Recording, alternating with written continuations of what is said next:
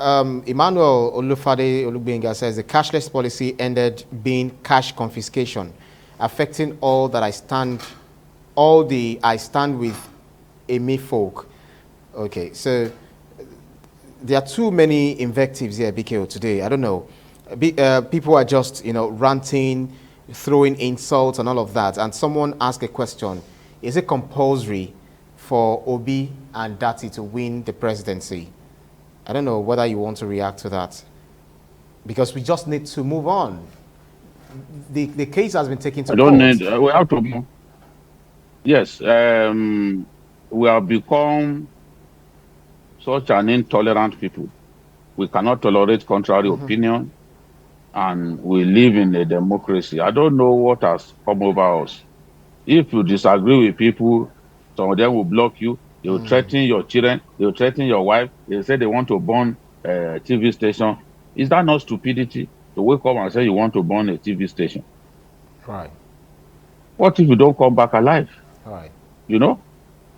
So what are we talking about? You go to Arise TV. One of the guests said that he was surprised that he saw many soldiers there. Why won't they put soldiers there when people can be threatened that they will burn TV stations? Huh? So the TV stations are your oppressors. You can't fight your oppressors. It's the TV stations that you want to fight. So I don't understand what the problem is with our people. Honestly. People should be free to disagree with their friends.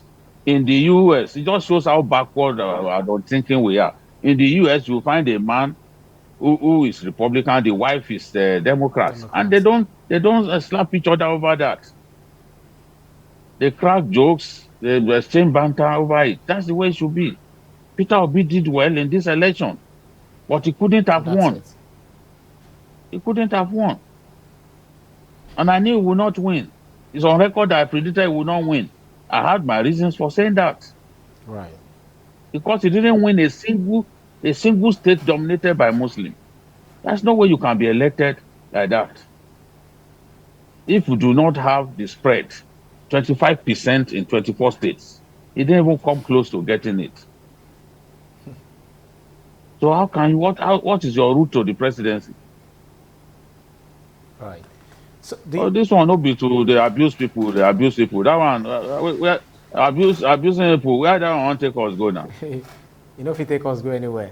On a final note, BKO, do you Uh, see Nigerians, maybe after inauguration, when governance begin, do you see Nigerians coming back together? Looks like we've been divided, fragmented along ethnic, tribal, and much more sentiments line.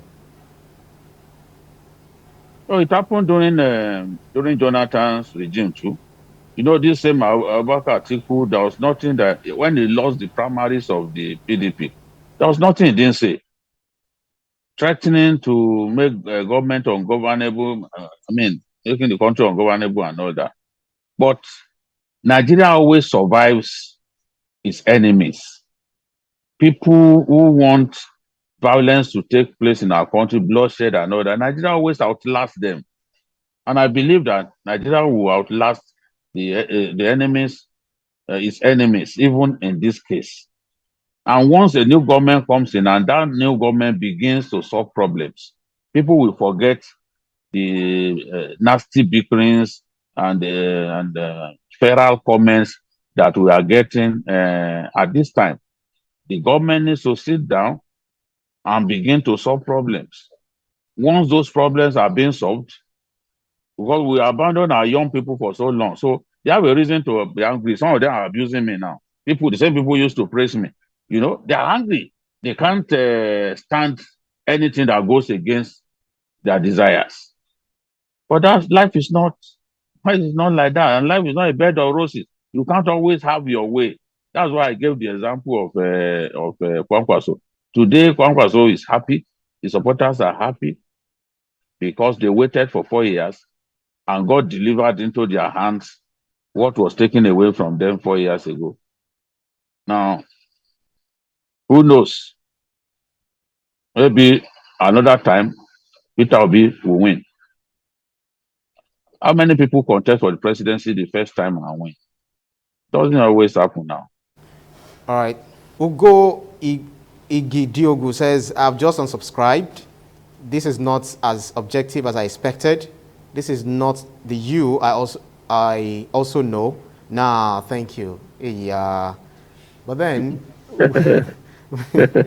we know that we are even having more 1.3 thousand views, and that's the way it grows every day. But Ugo, we are here for you, and we'll definitely welcome you anytime you want to come back. Good luck to him. Good luck to him. There are people who tell me they've stopped watching Journalist Hangout, but Journalist Hangout has never been as popular as it is now. And our programs, they say I will stop watching TVC. TVC recorded in 5 days 9.3 million YouTube views. I mean, if people are not watching us, how can that happen? In just 5 days, 9.3 million YouTube views. And in TVC, Journalist Hangout records the highest YouTube views. That's the program they told us they've stopped watching. So it's either immediately you stop watching, others start watching, or you are not telling us the whole truth. Because whatever I say, somehow people will still come out to say, oh, he said this. How did you get to know when you stop watching? Interesting. How come you are able to report accurately what I said? Interesting. Huh? We are all Nigerians. Right. We are all Nigerians. Let's maintain the peace. Let's not hate one another because of political differences. It is rubbish. It's rubbish.